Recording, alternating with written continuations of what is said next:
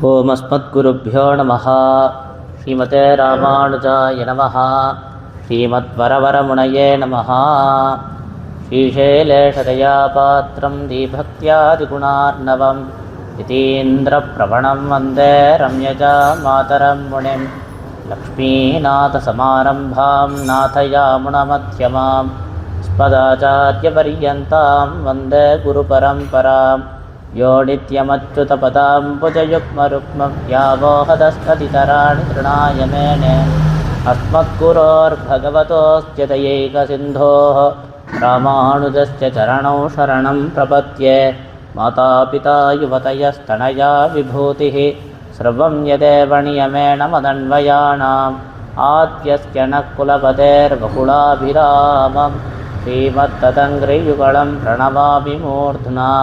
भूतं सरश्च महताक्वयभट्टनाथ श्रीभक्तिसारकुलशेखरयोगिवाहान् भक्ताङ्घ्रिरेणुपरकालयतीन्द्रमिश्रान् श्रीमत्पराङ्कुशमुनिं प्रणतोऽस्मि नित्यम्। नीलातुङ्गस्तनिगिरितटे सुप्तमुद्भोज्य कृष्णं पारार्थ्यं स्वं श्रुतिशतशिरःसिद्धमध्यापयन्ते। सोच्चिष्टायां स्रजनिगलितं याबलात्कृत्य भुङ्क्ते। गोदा तस्यै नमयितमिदं भूय एवास्तु भूयः। अन्नवयल पुदुवयाण्डाळरङ्गर्के பண்ண திரைப்பாவை பல்பதியம் இன்னிசையால் பாடிக் கொடுத்தாள் நற்பாமாலை. பூமாலை சூடிக் கொடுத்தாலை சொல்லு சூடிக் கொடுத்த சுடர்கொடியே தொல்பாவை பாடி அருளவல்ல பல்வளையாய் நாடினி வேங்கடவர்க்கென்ன விதி என்ன இம்மாத்தம் நாம் கடவா வண்ணமே நல்கு. ஸ்ரீமத் கிருஷ்ண சமாக்வாய நமோ யாமுனசூணவே यत्कटाक्षैकलक्ष्याणां सुलभश्रीधरः सदा। श्रीमद्वेदमार्गप्रतिष्ठापनाचार्य उभय वेदांत प्रवर्तकाचार्य श्रीमत्परमहंस परिव्राजकाचार्युలైనటువంటి శ్రీ యతిగిరీతిరాజ నారాయణ రామానుజ జీయర్ స్వామి యొక్క విశేషమైన అనుగ్రహం చేత ధనుర్మాస ఉపన్యాసమాల అనేటువంటి కార్యక్రమం ద్వారా గోదాదేవి అనుగ్రహించిన తిరుప్పావై అనేటువంటి గ్రంథాన్ని అనుభవించుటకై మనం అందరం ఇక్కడ చేరి ఉన్నాము. దీంట్లో ఈ తిరుప్పావై అనేటువంటి గ్రంథంలో మొదటి 5 పాసురాలు ఈ గ్రంథానికి ఉపోద్ఘాతంగా ఉంది.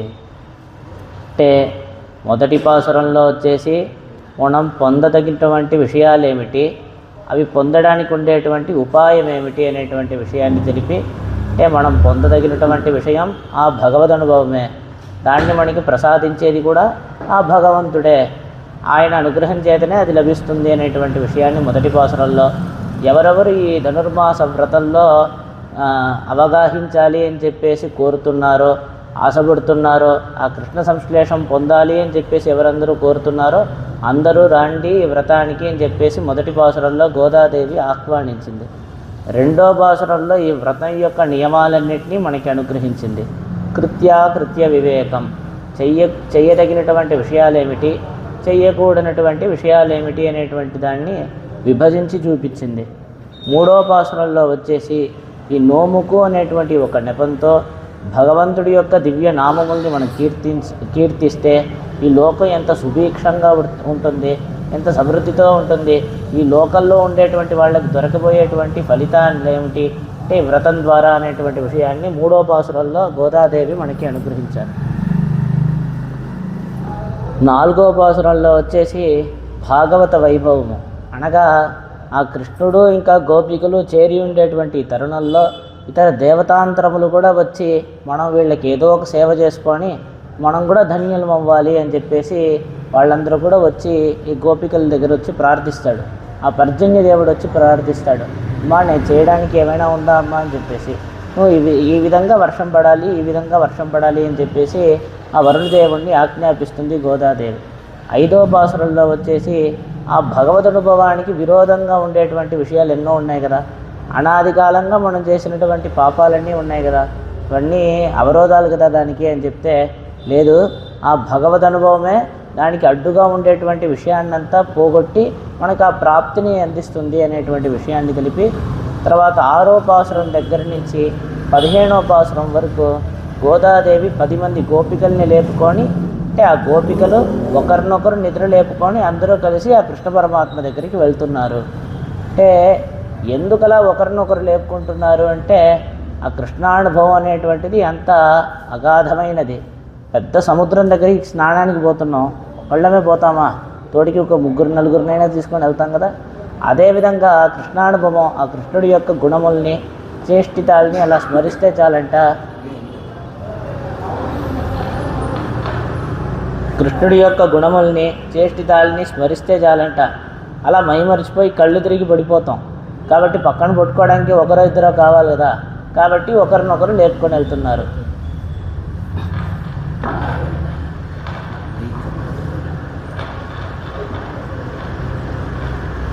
ఆ విధంగా వెళ్తున్నారు అనేటువంటి విషయాన్ని చూపించారు. కాబట్టి 6వ పాసురం దగ్గర నుంచి 15వ పాసురం దాకా ఇలాగ ఒక్కొక్క గోపికని లేపుకొని అందరూ కలిసి ఆ కృష్ణ పరమాత్మ దగ్గరికి వెళ్తున్నారు. ఆ క్రమంలో ఇప్పుడు ఈరోజు మనం 13వ పాసురం, ఈరోజుటి పాసురం, దాన్ని అనుభవించడానికి అని చెప్పేసి ఇక్కడ చేరి ఉన్నాము. ముందుగా ఈ పాసురాన్ని అనుసంధానం చేసుకున్నాం. దాని తర్వాత క్రమంగా దీని యొక్క అవతారిక, దీని యొక్క ప్రతిపదార్థాలు, దీని యొక్క విశేషార్థము అన్నింటినీ క్రమంగా అనుభవిద్దాం. புள்ளின்வாய் கீண்டானை பொல்லாவரக்கனை பிள்ளை களைந்தானை கீர்த்திமை பாடிப்போய் பிள்ளைகளெல்லாரும் பாவை களம் புக்கார் வெள்ளி எழுந்த வியாழமுறங்கித்து உள்ளும் சிலம்பினகான் போதறி கண்ணினாய் குள்ள குளிர குடைந்து நீராடாதே பள்ளி கிடத்தியோ பாவாய் நீ நன்னாளால் கள்ளம் தவிர்ந்து கலந்தேలోరెంబావాయ్. ఇప్పుడు ఈ పాసురంలో ఎటువంటి గోపికని నిద్రలేపుతున్నారు అంటే ఒక్కొక్క పాసురంలో ఆ గోపిక యొక్క విషయాన్ని తెలుపుతూ వచ్చేటువంటి క్రమంలో, అంటే ఈ గోపిక ఎలా పడుకొని ఉందంటే, మనకి ఆ నేత్ర సౌందర్యం నా దగ్గర ఉంది కాబట్టి ఆ కృష్ణుడే నా దగ్గరికి వస్తాడు అని అనుకొని పడుకొని ఉండేటువంటి ఒక గోపికని ఈ పాసురంలో నిద్రలేపుతున్నారు. మనకి మంచి నేత్ర సౌందర్యం ఉండేటువంటి పక్షంలో కృష్ణుడే వస్తాడు మన వద్దకి అని చెప్పేసి తలచి పడుకొని ఉండేటువంటి గోపికని ఈ పాసురంలో లేపుతున్నారు. ఇప్పుడు ఇక్కడ నేత్ర సౌందర్యం అనేటువంటిది దేన్ని చూపిస్తోంది అంటే, ఇక్కడ కన్ను అంటే ఒట్టి కన్ను కాదు, జ్ఞానాన్ని సూచిస్తోంది. మనకి మంచి జ్ఞానిగా ఉండేటువంటి పక్షంలో ఆ భగవంతుడే వచ్చి మనల్ని అనుగ్రహిస్తాడు అనేటువంటి రీతిలో ఈ గోపిక పడుకొని ఉంది. ఏమండి, భగవంతుడికి జ్ఞాని అంటే అంత ఇష్టమా? ఆయన దగ్గరికి వచ్చేస్తాడా? ఎందుకు ఆ జ్ఞాని అంటే భగవంతుడికి అంత ఇష్టం అంటే, భగవద్గీత నుంచి దీనికి ఎంతో చక్కగా ఉదాహరణ చూపిస్తున్నారు. చతుర్విధ భజంతే మాం జనాః సుకృతినోర్జున ఆర్తో జిజ్ఞాసురర్థార్థి జ్ఞానీ చ భరతర్షభ. 4 విధాలైనటువంటి వాళ్ళు నన్ను భజిస్తున్నారు. ఎవరంటే ఆర్త అంటే దుఃఖపడుతున్నారు. దుఃఖపడుతూ అంటే ఇది వరకు కలిగిన వాళ్ళ దగ్గర ఉండేటువంటి ఐశ్వర్యాన్నంతా పోగొట్టుకున్న వాళ్ళు. అంటే ముందు కాలంలో అంటే పూర్వం వాళ్ళ దగ్గర మంచి ఐశ్వర్యం ఉండింది, పోగొట్టుకున్నారు కాబట్టి ఎంతో దుఃఖిస్తున్నారు. వాళ్ళు మళ్ళీ అటువంటి ఐశ్వర్యాన్ని పొందగోరి స్వామి దగ్గరికి వచ్చి ప్రార్థిస్తున్నారు. అటువంటి వాళ్ళు. తర్వాత అర్ధార్థి, ఇప్పటి వరకు ఐశ్వర్యం అంటే ఏందో కూడా చూడలేదు కాబట్టి ఆ ఐశ్వర్యాన్ని పొందాలి అని చెప్పేసి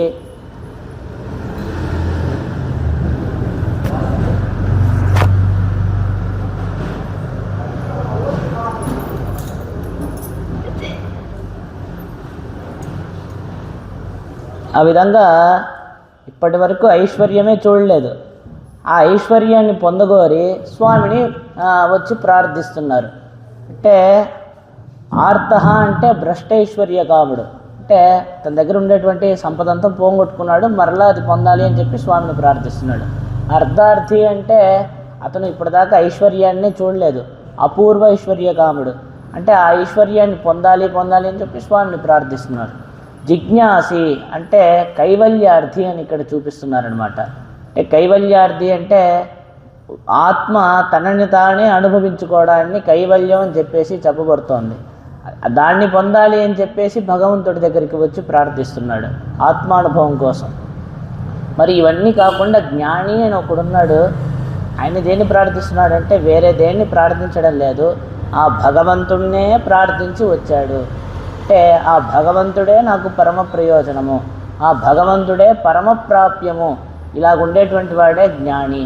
అంటే అతని ఆత్మ యొక్క స్వరూపాన్ని యథార్థంగా అర్థం చేసుకున్నవాడు. ఈ ఆత్మ వచ్చేసి ఆ భగవంతుడికే దాసభూతమైనటువంటిది, శేషభూతమైనటువంటిది అనేటువంటి విషయాన్ని బాగా అర్థం చేసుకొని, కాబట్టి ఆ భగవంతుడినే ప్రార్థించి ఆ భగవంతుడే పరమ ప్రయోజనం ఉండేటువంటి వాడు జ్ఞాని. కాబట్టి తేషాం జ్ఞాని నిత్యయుక్త ఏకభక్తిర్విశిష్యతే ప్రియో హి జ్ఞానినోత్యర్థం అహం సచ మమ ప్రియ అని చెప్పేసి భగవద్గీతలో స్వామి తెలుపుతున్నారు. ఏమిటంటే ఇప్పుడు ఈ నలుగురు ఉన్నారు కదా, ఈ నలుగురులో నాతో నిత్య సంబంధం కలిగినటువంటి వాడు ఆ జ్ఞాని మాత్రమే. ఎందుకంటే వీళ్ళు ఐశ్వర్యం కోసం వచ్చిన వాళ్ళంతా ప్రార్థిస్తారు, ఆ ఐశ్వర్యం దొరికిన వెంటనే మళ్ళీ వస్తారు ఆ స్వామి దగ్గరికి, వెళ్ళిపోతారు. ఈ కైవల్యార్థి ఉన్నాడు, ఆ ఆత్మానుభవం దొరికితే ఎక్కడో మూలలోకి వచ్చి ఆత్మని అనుభవిస్తూ ఉంటాడు. కానీ జ్ఞాని అనేటువంటి వాడు, ఇతనికి పరమ ప్రయోజనం ఎవరంటే ఆ స్వామే పరమ ప్రయోజనం. కాబట్టి ఆ స్వామితో ఎప్పుడూ నిత్య సంబంధం ఉంది, ఆ స్వామినే స్మరిస్తూ ఉన్నాడు. అలాగా అటువంటి ఉండేటువంటి ఆ జ్ఞాని ఉన్నాడు కదా, అలాగా వీళ్ళల్లో నాకు ఆ జ్ఞాని అంటేనే అత్యర్థ ప్రియం. ఆ జ్ఞానికి నేనంటే ఎంతో ప్రీతి అనమాట. అంటే సర్వజ్ఞుడైనటువంటి నాకే అతనికి నా మీద ఎంత ప్రీతో చెప్పలేను. అసలు కొలది లేనంత ప్రీతి నా మీద అజ్ఞానికి. అతను ఏ విధంగా అయితే నా మీద ఇంత ప్రియంగా అంటే ఇంత ప్రీతితో ఉన్నాడో, నాకు కూడా అజ్ఞాని అంటే అంత ఇష్టము అని చెప్పేసి కృష్ణ పరమాత్మ అక్కడ చూపిస్తున్నారు. ఆ విధంగా ఇక్కడ మంచి నాకు జ్ఞానం ఉండేటువంటి పక్షంలో ఆ కృష్ణుడే వస్తాడు నా వద్దకు అని చెప్పేసి పడుకోనుంది ఈ గోపిక అనమాట. అటువంటి గోపికని ఈ పాసురంలో నిద్రలేపుతున్నారు అనేటువంటి విషయాన్ని ఇక్కడ తెలుపుతూ ఈ పాసురం యొక్క ప్రతిపదార్థాన్ని ఇప్పుడు అనుభవిద్దాం.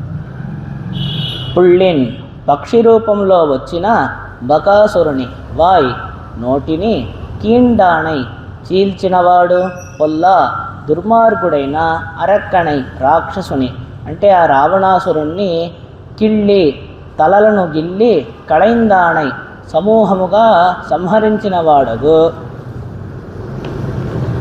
ఆ భగవానుని యొక్క కీర్తిమై కీర్తిని పాడి కీర్తించి పిళ్ళగలెల్లారం గోపబాలికలందరూ పావైక్కళం సంకేత స్థలమునందు పుక్కార్ ప్రవేశించిరి. వెళ్ళి శుక్ర నక్షత్రము ఎడుందు ఉదయించినది. వ్యాళం అంటే గురు నక్షత్రము అంటే గురుడు ఉరంగిత్ అస్తమించను.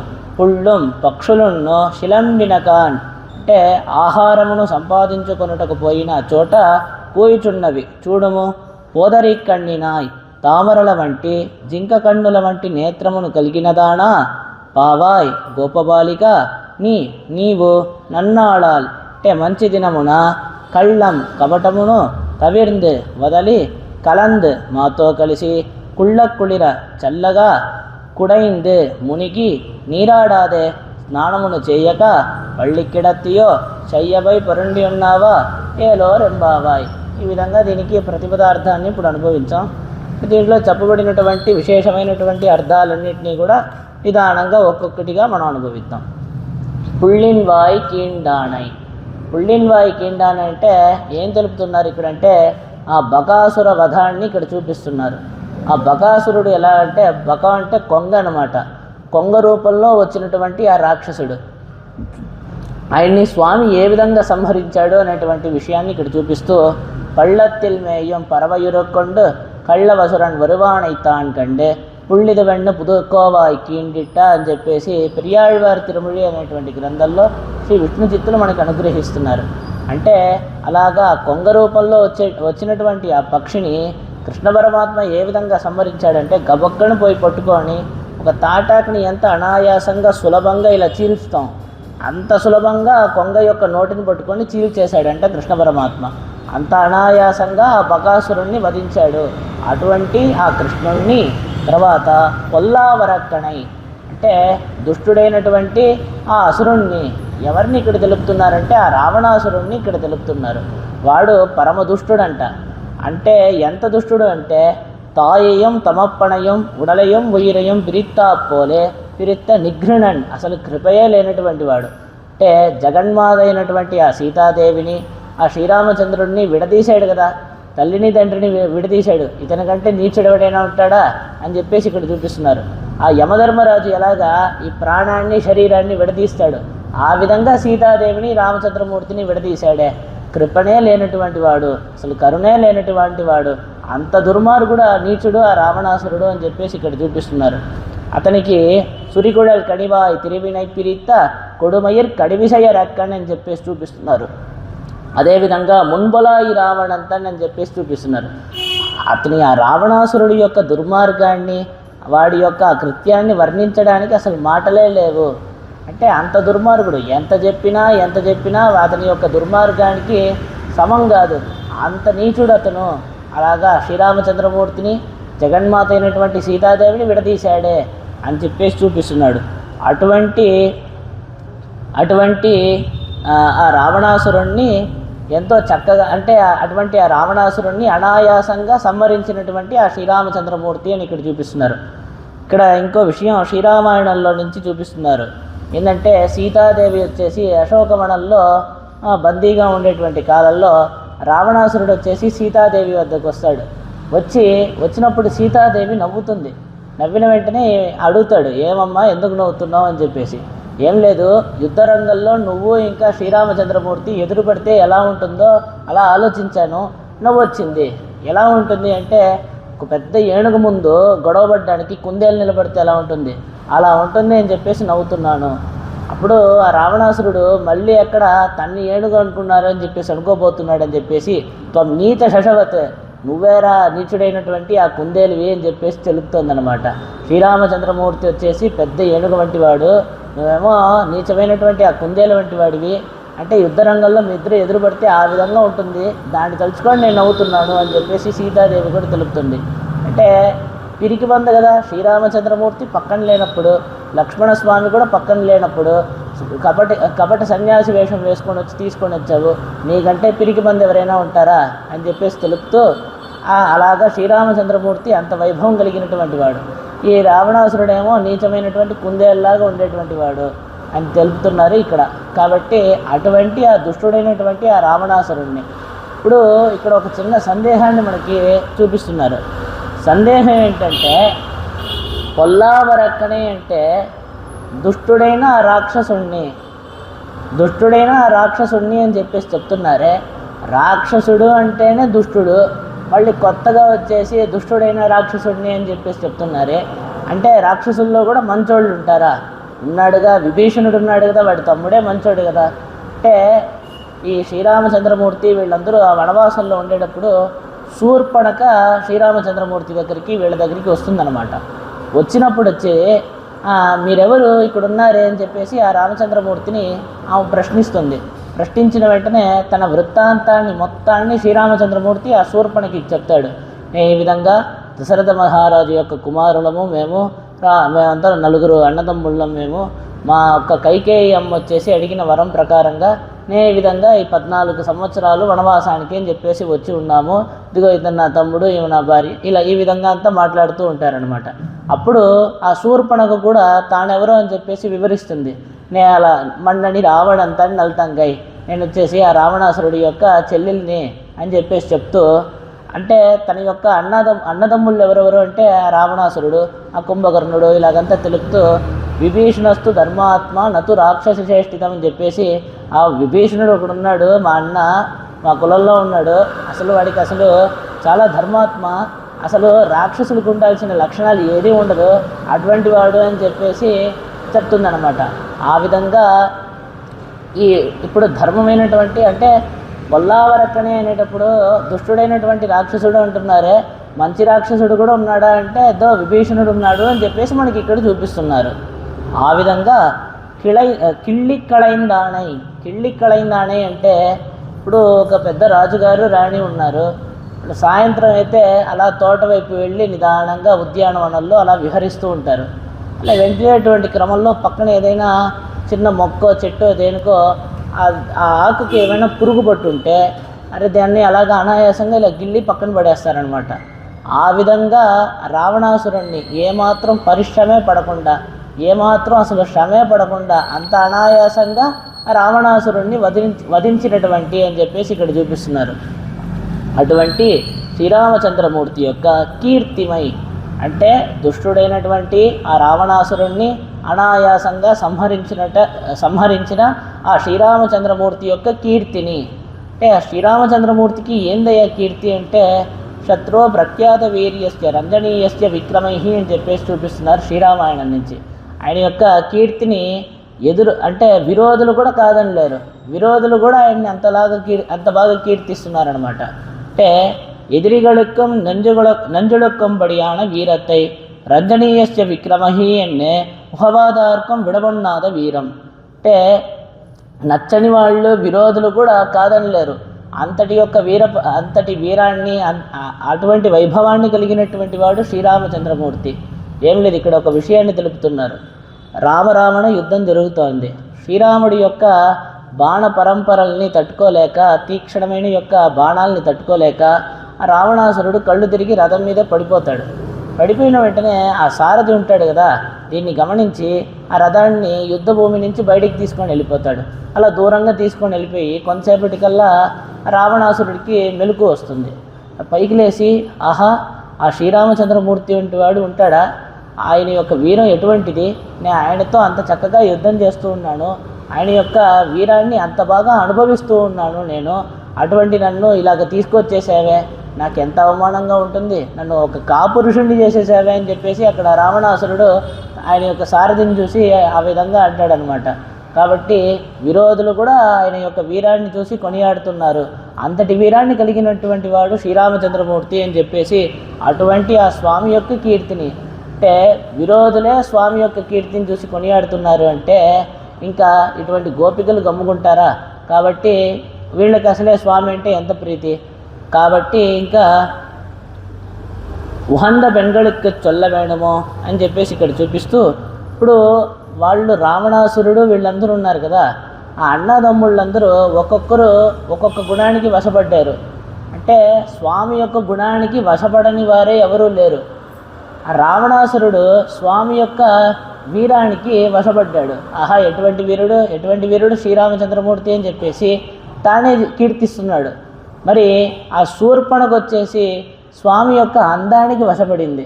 చూసిన వెంటనే ఆ చంద్రమూర్తిని పొందాలి అనే కదా ఆమె వచ్చింది. అప్పుడే కదా లక్ష్మణస్వామి ఆమె యొక్క ముక్కుని చెవుల్ని అంతా కోసేస్తాడు. కాబట్టి అన్నేమో ఆ శ్రీరామచంద్రమూర్తి యొక్క వీరాన్ని తెలిసి అంత కీర్తిస్తున్నాడు. ఆమెమో శూర్పణకేమో శ్రీరామచంద్రమూర్తి యొక్క సౌందర్యంలో అంత ఆసక్తి, అంటే ఆ శ్రీరామచంద్రమూర్తి యొక్క సౌందర్యంలో అంత లోతుగా అన్వయించేసింది. ఆ విధంగా మరి తమ్ముడు వీడు రావణాసురుడి యొక్క తమ్ముడు విభీషణుడు ఉన్నాడు కదా, ఆయన వచ్చేసి శ్రీరామచంద్రమూర్తి యొక్క గుణాలు, శీలాది గుణాల్లో అంత ఇమిడిపోయాడు. అంటే రావణాసురుడు ఆ విభీషణుడిని తరిమేస్తాడు కదా, తరిమేసినప్పుడు లంక నుంచి ఇక్కడికి శ్రీరామచంద్రమూర్తిని ఆశ్రయించాలి అని వచ్చినప్పుడు వీడిని అసలు స్వీకరించకూడదు, మన పక్షంలో చేర్చుకోకూడదు అని చెప్పేసి సుగ్రీవుడు మొదలైనటువంటి వారు ఎంతమంది చెప్పినా కూడా ఇలాగా రాక్షసుడికి ఆ రావణాసురుడికి తమ్ముడైనటువంటి నన్ను సుగ్రీవాదులు మొదలైన వాళ్ళంతా చేర్చుకోకూడదు అని చెప్పినా కూడా వాళ్ళందరికీ సమాధానం చెప్పి నన్ను చేర్చుకున్నాడే. ఆ శ్రీరామచంద్రమూర్తి ఎంత గొప్పవాడు అని చెప్పేసి ఆయన యొక్క శీలాది గుణంలో విభీషణుడు వచ్చేసి అంత ఆసక్తి, అంటే ఆ విధంగా కీర్తించాడనమాట. ఆయన యొక్క గుణానికి అంత బాగా వశపడిపోయాడు అని చెప్పేసి ఇక్కడ చూపిస్తున్నారు. అలాగా స్వామి ఒక్కొక్క గుణంలో ఒక్కొక్కరు అలాగా వశపడ్డారు అనేటువంటి విషయాన్ని ఇక్కడ చూపిస్తున్నారు. ఇప్పుడు అటువంటి ఆ స్వామి యొక్క గుణాలని పాడిపోయి, అంటే ఇక్కడ ఉండేటువంటి ఆ గోపికలందరూ ఉన్నారు కదా, ఆ స్వామి యొక్క గుణాలని కీర్తిస్తూ పోతున్నారు. ఏ విధంగా అంటే ఈ ఆత్మ వచ్చేసి అర్చిరాది గతిలో ఆ ముక్తికి, అంటే మోక్షం అంటే ముక్తిని పొందేటువంటి ఆత్మ వచ్చేసి ఇక్కడి నుంచి పరమపదానికి అర్చిరాది గతి అనేటువంటి మార్గంలో వెళ్ళి చేరుతుందంట. వెళ్ళే దారిలో అక్కడ ఎక్కడైనా దూరంగా ప్రయాణానికి వెళ్తున్నాం అంటే చేతిలో ఏదో ఒక ప్రసాదాన్ని తీసుకొని వెళ్తాం కదా తినడానికి. మరి ఆత్మ అంత దూరం పోతుంది, దేన్ని తీసుకొని వెళ్తుంది అంటే పాధేయం పుండరీకాక్ష నామ సంకీర్తనామృతం అని చెప్పేసి ఆ పుండరీకాక్ష అనేటువంటి ఆ స్వామి యొక్క నామ సంకీర్తనాన్నే దానికి ఆహారంగా తీసుకొని పోతుందంట. ఆ విధంగా స్వామి యొక్క నామాన్నంతా కీర్తిస్తూ పోతుంది. అదేవిధంగా వీళ్ళు ఇక్కడి నుంచి కృష్ణ పరమాత్మ ఉండేటువంటి ఇంటి దాకా పోవాలి కదా, పోయే వరకు వీళ్ళు దేన్ని ఆహారాన్ని దేన్ని స్వీకరిస్తారు, వీళ్ళు దేన్ని స్వీకరించి శరీరాన్ని ధరిస్తారు అంటే ఆ కృష్ణుడి యొక్క నామాల్ని, ఆ భగవంతుడి యొక్క నామ సంకీర్తనం చేస్తూ వీళ్ళు పోతారంట. వీళ్ళు ఆశ్వాసపరుచుకుంటూ పోతారు అనేటువంటి విషయాన్ని ఇక్కడ చూపిస్తున్నారు. అలాగా వీళ్ళందరూ ఆ విధంగా వీళ్ళందరూ వచ్చేసి ఆ కృష్ణ పరమాత్మ ఇంటికి బయలుదేరిపోతున్నారు అని చెప్పేసి బయట ఉండేటువంటి గోపికలందరూ లోపల ఉండేటువంటి ఆ గోపికకి తెలుపుతుందన్నమాట. పిళ్ళగలెల్లారం ఇత్యాది అంటే ఇక్కడ ఏం తెలుపుతున్నారంటే, మనం వెళ్ళి నిద్రలేపాల్సినటువంటి అంత చిన్న పిల్లలు కూడా నిద్రలేసేసారమ్మా, అంత చిన్న గోపబాలికలు కూడా నిద్రలేసేసి తయారైపోయారు, అందరూ బయలుదేరుతున్నారు, నువ్వు ఒక్కదానివే పడుకొని ఉన్నావు అని చెప్పేసి ఇక్కడ చూపిస్తున్నారు. అంటే நான் சென்று இழப்ப வேணும் பாலைகளும் உனக்கு முன்னே உணர்ந்து புறப்பட்டார்கள் பாவைக்களம் புக்கார் కృష్ణనం తాంగళం కడగమిడం సంకేత స్థలం పుక్కారుగల్. అంటే ముందు రోజు మాట్లాడుకున్న రీతిలో కృష్ణుడు వీళ్ళందరూ చేరడానికి ఒక సంకేత స్థలం మాట్లాడుకుంటారు కదా, ఆ సంకేత స్థలానికి వాళ్ళందరూ కూడా బయలుదేరి వెళ్ళిపోయారు.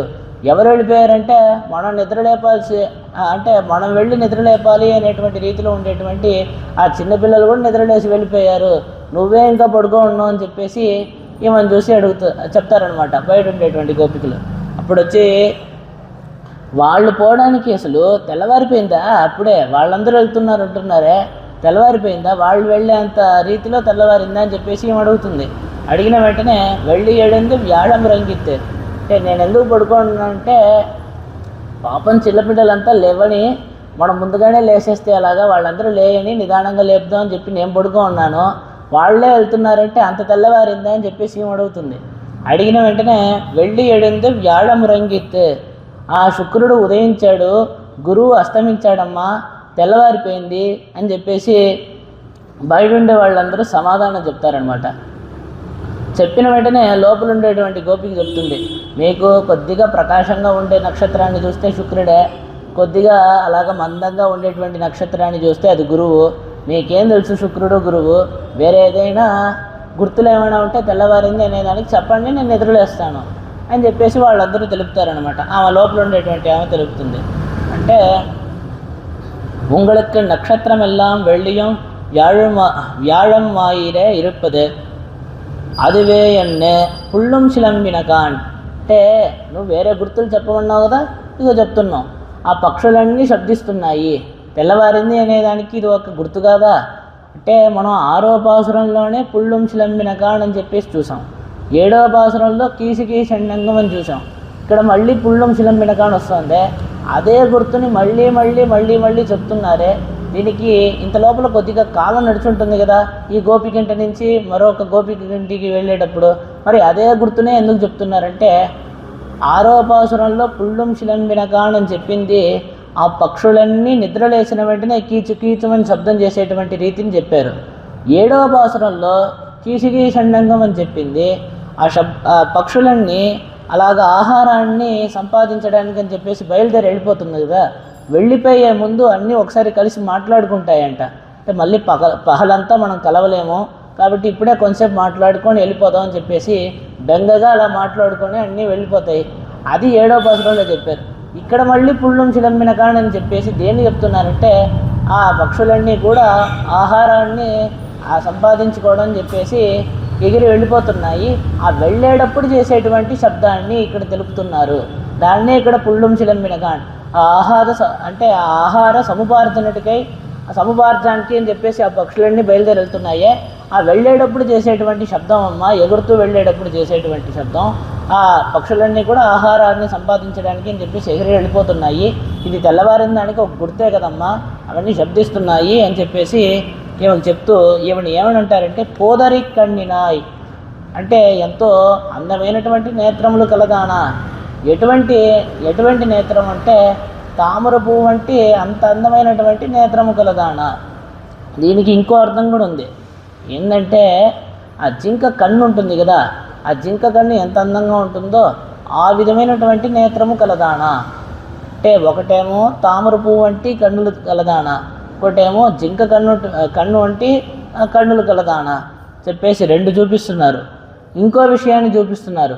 పోదు అంటే పుష్పము, అరి అంటే దాని మీద ఉండేటువంటి పురుగు. అంటే కన్ను చూస్తే ఎలా ఉందంటే ఒక తెల్ల పుష్పము, దాని మీద మధ్యలో నల్లగా పురుగు ఉంటే ఎలా ఉంటుంది, ఆ విధంగా తెల్ల కన్ను మధ్యలో వచ్చేసి కళ్ళు గుడ్లు ఉంటాయి కదా, అది నల్లగా ఆ విధంగా ఉంది. అంత చక్కగా ఉందమ్మా నీ కళ్ళు అని చెప్పేసి ఈమె కన్నుని వర్ణిస్తున్నారు. దీనికి ఇంకో అర్థాన్ని కూడా చూపిస్తున్నారు. పోదరి కన్నినాయ్ అంటే ఆ పుష్పాన్ని కూడా ఓడగొట్టేటువంటి, దానికంటే ఆ పువ్వుల కంటే ఇంకా అందంగా ఉండేటువంటి కన్నులు కలదానా అని చెప్పేసి ఈమె కన్నుని వర్ణిస్తున్నారనమాట. ఇప్పుడు కుడైంద నీరాడాదే అంటే కుళ్ళ కుళిర కుడైంద నీరాడాదే అంటే ఆదిత్యనుదిత్య నీరు కొదిప్పదర్క మున్నే అంటే ఆ సూర్యుడు ఉదయించిన వెంటనే ఆ నీళ్ళు అనేటువంటిది వేడెక్కిపోతాయి కదా. అంటే మనం ఎప్పుడు స్నానం చేయాలంటే నీళ్లు వేడెక్కడానికి ముందే స్నానం చేయాలంట. సూర్యోదయం అయిపోయి ఆ సూర్యుడంతా బాగా వచ్చిన వెంటనే, దీన్ని మనం ఎండాకాలంలో బాగా చూస్తాం. కొద్దిగా ఎండాకాలంలో మనం కొద్దిగా నిదానంగా స్నానం చేయడానికి వెళ్ళామనుకోండి, ఏమొస్తుంది, మామూలుగా చల్లనీళ్ళు తిప్పినా కూడా వేడి నీళ్ళు వస్తాయి ఆ సూర్యుడి యొక్క వేడికి. ఆ విధంగా సూర్యోదయం అయిపోయి నీళ్ళంతా వేడెక్కడానికి ముందే మనం వెళ్ళి స్నానం చేయాలి కదా. కాబట్టి దానికి పూర్వమే తొందరగా లేచి రామ్మా, స్నానం ఆచరించడానికి రామ్మా అని చెప్పేసి పిలుస్తున్నారనమాట. అంటే కుడైంద నీరాడాదే సరయోమవగాహతే ఎన్నంబడియే కృష్ణ విరహం ఆర నీరాడపోహాదే నమొక్క చొల్లెగర కృష్ణ విరహం షమిక్కైక్కం అంటే దేన్ని తెలుపుతున్నారంటే ఆ శ్రీరామాయణంలో ఒక విషయాన్ని ఇక్కడ చూపిస్తున్నారు. ఏంటంటే శ్రీరామచంద్రమూర్తి ఇంకా లక్ష్మణస్వామి వచ్చేసి అంటే ఇదే విధంగా వాళ్ళు గోదావరిలో స్నానం చేయడానికి అని చెప్పేసి తెల్లవారుజామునే వెళ్తారు. వెళ్ళిన వెంటనే ఒకటే చలి వాళ్ళందరికీ. అప్పుడు వచ్చేసి అనుకుంటారనమాట, మనమే ఇంత చలిలో ఇలాగ కష్టపడుతున్నాము, ఆ భరతుడు కూడా సరయులో ఇదే విధంగా ఈ అపరరాత్రి కాలంలో వెళ్ళి స్నానం చేస్తూ ఉంటాడే, వాడు పాపం ఎంత సుఖభారంగా ఉండేటువంటి వాడు అని చెప్పేసి అతన్ని అలా అనుకుంటారనమాట. ఏ విధంగా భరతుడు ఎందుకు అంత తెల్లవారుజామునే పోయి ఆ సరయులో స్నానం చేస్తున్నాడంటే రామ విరహాన్ని చల్లార్చుకోవడానికి అని చెప్పేసి పోతున్నాడంట. ఆ శ్రీరామచంద్రమూర్తిని వదిలి ఉండడం వల్ల ఏర్పడినటువంటి ఆ తాపాన్ని చల్లార్చుకోవడానికి అని చెప్పేసి ఆ భరతుడు ఏ విధంగా సరయులో తెల్లవారుజామునే వెళ్ళి స్నానం చేశాడు, అదేవిధంగా కృష్ణ విరహంతో మనం వచ్చేసి ఇంత అల్లాడుతున్నాం కదా, కాబట్టి ఆ తాపం అంతా తీరే రీతిలో మనం వెళ్ళి స్నానం చేయొద్దా, కాబట్టి ఆ నీళ్లు వేడెక్కడానికి ముందే తొందరగా రామ్మ చల్లగా స్నానం చేద్దాం అని చెప్పేసి ఈ గోపికని పిలుస్తున్నారు. అలా పిలిచి ఇప్పుడు ఇక్కడ ఒక విషయాన్ని ఇక్కడ చూపిస్తున్నారు. ఏంటంటే కృష్ణుడి యొక్క విశ్లేషణం చేత, అంటే ఆయన్ని పొందలేదు అని చెప్పేసి ఈ విరహతాపం అనేటువంటిది ఏర్పడిందే, సాధారణమైనటువంటి నీళ్ళల్లో స్నానం చేస్తే ఇది పోతుందా, పోదు. మళ్ళీ ఆ కృష్ణ పరమాత్మని పొందితేనే కదా పోతుంది. అంటే కృష్ణ పరమాత్మని పొందితే పోతుంది నిజమే, కానీ అతను మళ్ళీ వదిలేసి వెళ్ళిపోతే మళ్ళీ కష్టమే కదా. కాబట్టి మనం ఇప్పుడు ఏ విధంగా స్నానం చేయాలంటే ఈ యొక్క విరహతాపం ఆరేటట్టుగా, అంటే చల్లబడేటట్టుగా అంత చల్లగా మనం స్నానం చేయాలి ఒకటి. రెండోది ఏంటంటే మళ్ళీ కృష్ణ విరహం అనేటువంటిదే మనకు వద్దు, మళ్ళీ ఇటువంటి కష్టాలే వద్దు. ఆ విధంగా మనం దీంట్లో లోతుగా అనుభవించాలి అని చెప్పేసి వీళ్ళు వచ్చేసి ఎంచుతారనమాట. దానికి ఏందబ్బా ఇప్పుడు కృష్ణుడు మళ్ళీ వదిలేసి వెళ్ళిపోతే మనకు కష్టం కదా, కాబట్టి ఈసారి మనం ఎలా స్నానం చేస్తామంటే ఆ కృష్ణుడి యొక్క గుణాల్లో మనం స్నానం చేద్దాం, ఆ కృష్ణుడి యొక్క గుణాన్ని మనం అనుభవిద్దాం. అంటే కృష్ణుడు కావాలంటే వదిలేసి వెళ్ళిపోవచ్చు, ఆయన గుణాలను అయితే మనం ఎప్పుడైనా అనుభవించవచ్చు కదా. ఆ విధంగా మనం చల్లగా స్నానం చేయాలి, లోతుగా స్నానం చేయాలి, మళ్ళీ ఇటువంటి కష్టం లేకుండా స్నానం చేయాలి అని చెప్పేసి ఇక్కడ చూపిస్తున్నారనమాట. ఇప్పుడు స్నానం అని చెప్పేసి ఆ కృష్ణానుభవమే, అంటే ఆ కృష్ణుడి యొక్క గుణాలని అనుభవించడమే ఇక్కడ స్నానంగా ఇక్కడ చూపిస్తున్నారు అనేటువంటి విషయాన్ని ఇక్కడ తెలుపుతున్నారు. ఇప్పుడు కుడైంద నీరాడాదే అనే దానికి ఇంకో అర్థాన్ని కూడా చూపిస్తున్నారు. పోదరి కన్నినాయ్ అనేటువంటి దానికి ఇంకో అర్థాన్ని కూడా చూపిస్తున్నారు. ఏంటంటే నువ్వు మంచి నేత్ర సౌందర్యం కలిగినటువంటి దానివి, ఈ నేత్ర సౌందర్యాన్ని చూపించి ఆ కృష్ణుడిని ఓడగొట్టి ఆ కృష్ణుడు నీ కన్నులు చూస్తూ అలా వచ్చేస్తాడు నీ దగ్గరికి. అప్పుడు ఆ కృష్ణుడిని చూసి అనుభవించడం మానేసి నువ్వు ఈ విధంగా లోపల పడుకోవడం ఏమైనా బాగుందా అమ్మా అని చెప్పేసి ఒక అర్థాన్ని చూపిస్తున్నారు. మరొక అర్థం ఏంటంటే ఏం లేదు, నువ్వు మంచి నేత్ర సౌందర్యం కలిగినటువంటి దానివి, నీ కోసం అని చెప్పేసి ఆ కృష్ణుడు వస్తాడు, కాబట్టి నీ ద్వారా మేము కూడా ఆ కృష్ణుడిని పొందుతాం అని చెప్పేసి అనుకున్నాము. ఇప్పుడు నువ్వే లోపల పడుకొని ఉంటే ఎలా అమ్మా అని చెప్పేసి ఏమని చూసి ఇంకో విషయం చెప్తారు. అంటే మంచి నేత్ర సౌందర్యం కలిగినటువంటి దానివి నువ్వు, తామర పువ్వుల వంటి ఆ జింక కండుల వంటి నేత్రం కలిగినటువంటి దానివి నువ్వు. ఆయన ఎలా ఉన్నాడు తెలుసా? అనైతులగముడై అరవిందలోసననై అని చెప్పేసి తిరువాయుమడి అనేటువంటి గ్రంథంలో నమ్మాళ్ళవారిని చూపిస్తున్నారు. అంటే ఈ సమస్త లోకములు తనకి సొత్తుగా కలిగి ఉండేటువంటి ఆ పుండరీకాక్షుడు అని చెప్పేసి చూపిస్తున్నారు. అటువంటి ఆ స్వామి కాబట్టి నువ్వు ఆ స్వామి చేరి ఉండేటప్పుడు మిమ్మల్ని సేవించి మేము తరిద్దామని చెప్పేసి అనుకున్నాము. నువ్వేమో అక్కడే లోపలే పడుకో ఉన్నావు. ఇదేమైనా బాగుందా అమ్మ?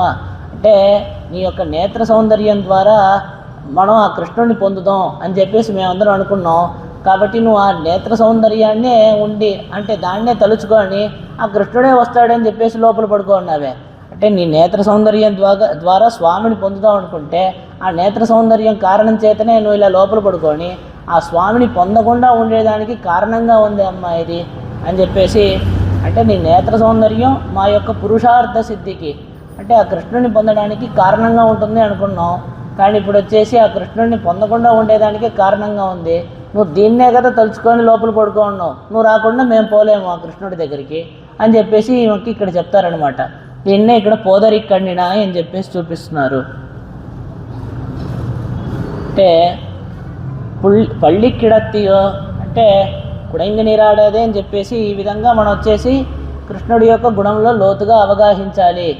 మళ్ళీ కూడా విరహం అనేటువంటిదే ఏర్పడకుండా ఆ విధంగా అనుభవించాలి అనేటువంటి విషయాన్ని అంతా తెలిపి పళ్ళిక్కిడత్తియో ఇంకా నువ్వు పడుకో ఉన్నావా నువ్వు అంటే ముందు బాసురాల్లో అంతా మనం చూసేటప్పుడు నిద్రపోతున్న గోపికని నిద్ర లేపుతున్నారు. పిళ్ళా ఎడిందిరాయ్ అని చెప్పేసి ఈ విధంగా అంతా ఒక్కొక్క గోపికని నిద్ర లేపుతూ వస్తున్నారనమాట. మామాన్ మగళే అని చెప్పేసి ఆమెను వచ్చేసి మామీ రవళ ఎడిప్పీరో అని చెప్పేసి ఒక్కొక్క గోపికని నిద్ర లేపుతున్నారు. ఈ గోపిక నిద్రలేసేసింది. ఈ గోపిక వచ్చేసి నిద్రలేసేసింది కానీ బయటికి రాకుండా పడకలోనే అలా పడుకొని ఉందన్నమాట ఆ గోపిక.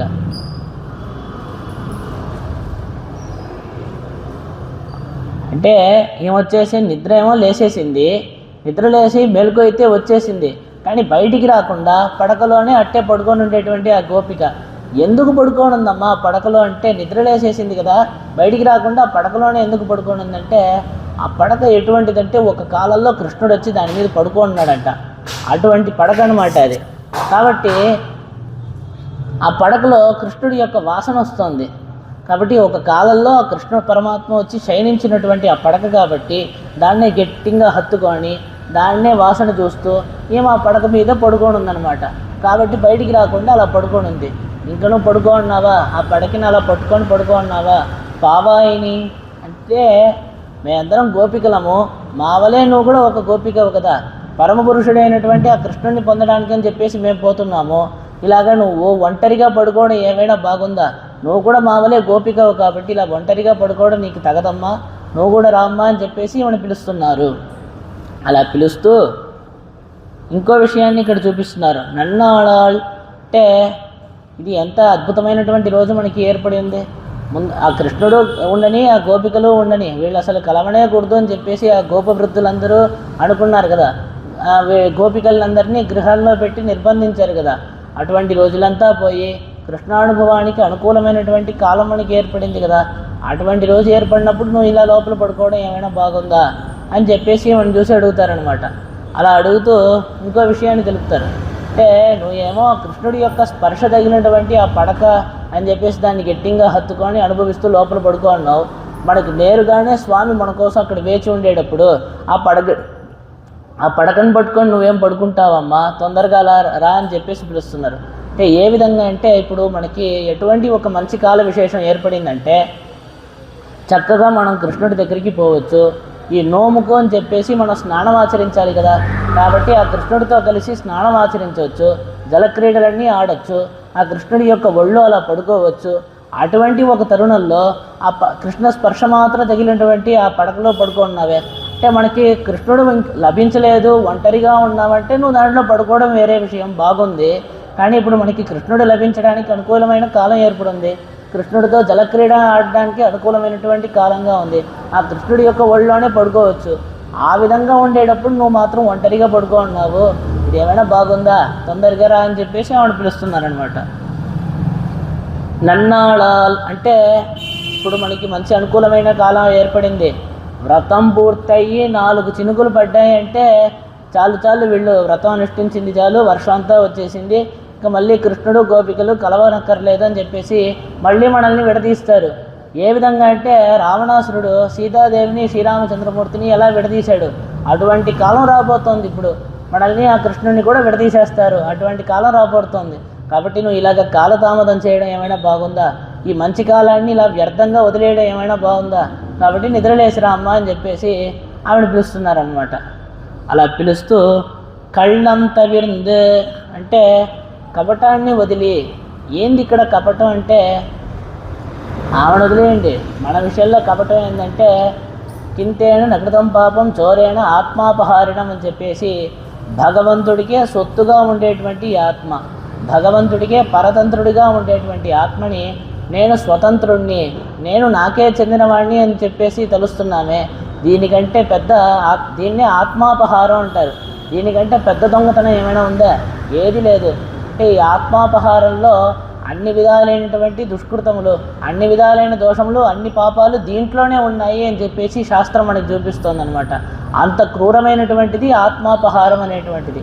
అంటే ఈ జీవుడు యొక్క స్వరూపం ఏంటంటే భగవంతుడికి పరతంత్రుడిగా ఉండటమే. అంటే భగవంతుడికి అంటే నేను నాకు చెందినవాడిని కాదు, నేను నాకు సంబంధించిన వాడిని కాదు, ఆ భగవంతుడికే చెందినవాడిని, ఆ కృష్ణుడికే చెందినవాడిని. ఇదే ఈ జీవాత్మ యొక్క స్వరూపం.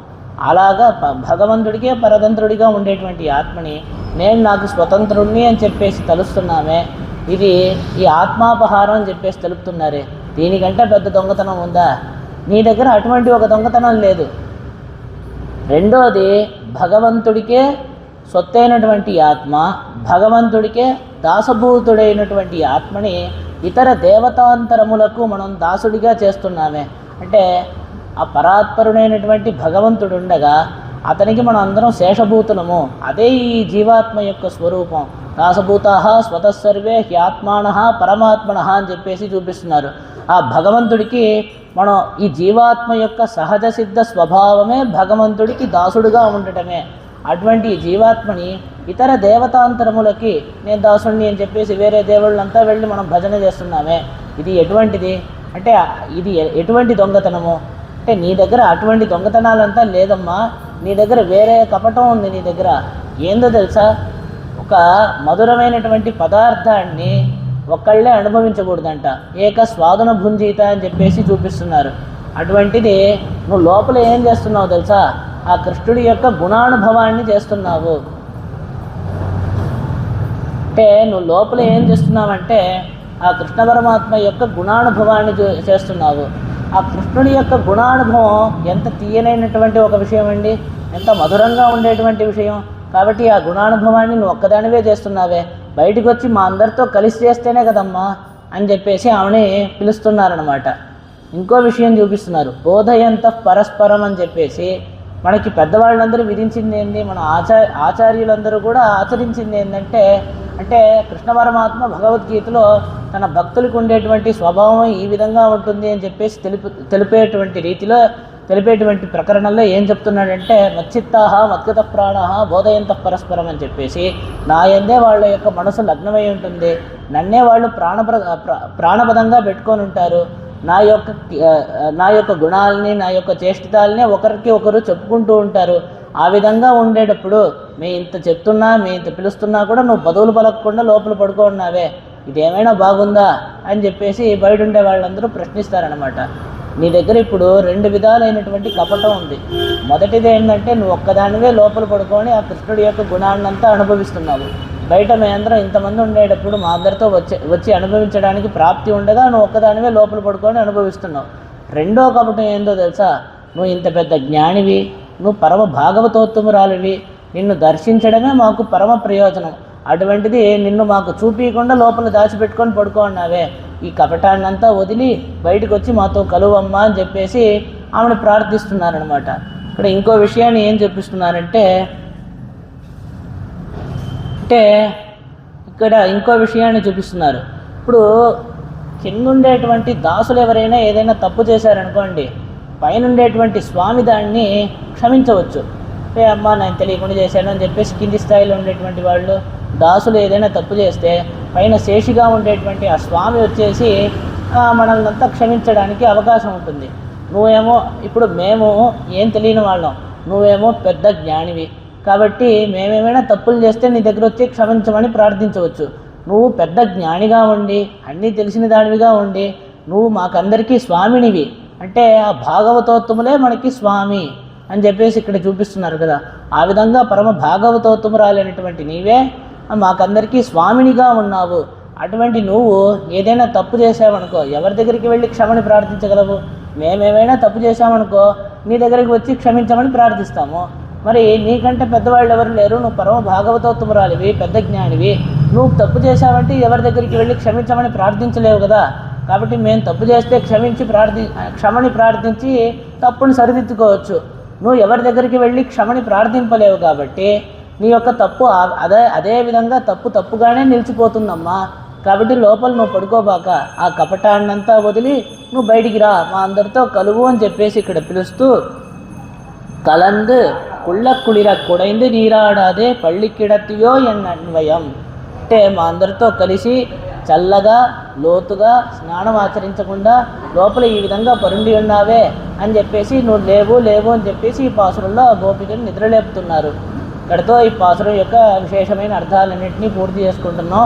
రేపటి పాసురంలో ఉంగళపుడక్కడే తోటత్తు బాబియోలు అనేటువంటి పాసురంలో మంచి వాక్ వైభవశాలి అంటే మంచి మాట్లాడే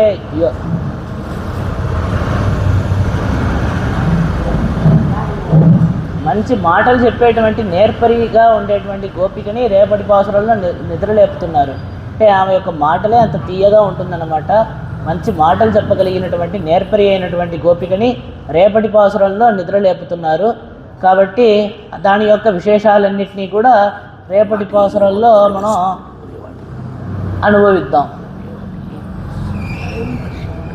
సోచ్చిష్టమాలికా వందగంధబంధుర జిష్ణవే విష్ణుజిత్తనూజాయై గోదాయై నిత్యమంగళం మాదృశా కించన త్రాణబద్ధకంకణపాడయే విష్ణుజిత్తనూజాయై గోదాయై నిత్యమంగళం శ్రీమత్యై విష్ణుచిత్తార్య మనోనందన హేతవే నందనందన సుందర్యై గోదాయై నిత్యమంగళం శ్రీమతే రమ్యజా మాతృమునీంద్రాయ మహాత్మనే శ్రీరంగవాసినే భూయాత్ நித்யஸ்ரீர்நித்யமங்கலம்.